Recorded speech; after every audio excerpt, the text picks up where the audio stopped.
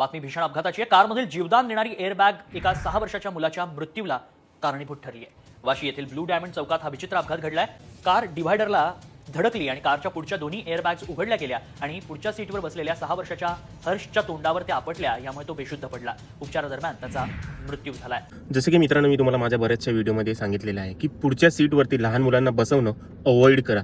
कारण की मित्रांनो, आपली एअरबॅग जी आहे ती 321च्या स्पीडने अर्धा मिलीसेकंडमध्ये ओपन होते आणि तिचा ओपन होण्याचा फोर्स तुम्हीच पाहू शकता व्हिडिओमध्ये किती असतो. तर हा फोर्स आपली लहान पोरा सहन नाही करू शकत. त्यांची हाडं जी आहेत ती कवळी असतात आणि वरून काय असतं, ती अशा साईजवरती असते एअरबॅग, अशा हाईटवरती असते जिथे आपली छाती आदळेल. परंतु जो लहान मुलगा असतो त्याचा जो आहे तो डोकं तिथे येते, माशाला तो हे जो आहे तो इथे बसतो आणि मग मान जी आहे ती डॅमेज होण्याचे चान्सेस असतात. आणि आपण जास्त करून काय करतो, आपण पुढे बसतो आणि पुढे आपल्या मांडीवरती लहान पोरांना बसवून मग ते अजून जास्त जवळ असतात एअरबॅगच्या आणि अशा वेळेला तो फोर्स ती पोरं अजिबात सहन करू शकत नाही. त्यामुळे मित्रांनो लक्षात घ्या, पुढची सीट आपल्या गाडीतील ही लहान मुलांसाठी नाहीये. लहान मुलांसाठी जी आहे ती मागची सीट आहे. इव्हन जी क्रॅश टेस्ट होते त्याच्यामध्ये देखील चाइल्ड सीट ही मागची पकडली जाते, ना की पुढची. पुढे मागे ते असतील तर सर्वाईव्ह होतात, मागे सीट बेल्ट लावून बसवले तर सर्वाईव्ह होतील, कारण की पुढे काय एअरबॅग वगैरे नाही, आपली नरम कापसाची सीट आहे. परंतु जर पुढे असतील अशा वेळेला एअरबॅगच फोर्सफुली ओपन होते, त्यांची हाईट कमी, तोंडावरती एअरबॅगचा दणका लागतो आणि अशा वेळेला मान डॅमेज झाली तर अशा वेळेला काहीच राहणार नाही माग. त्याच्यामुळे मित्रांनो, पुढच्या सीटवरती लहान मुलांना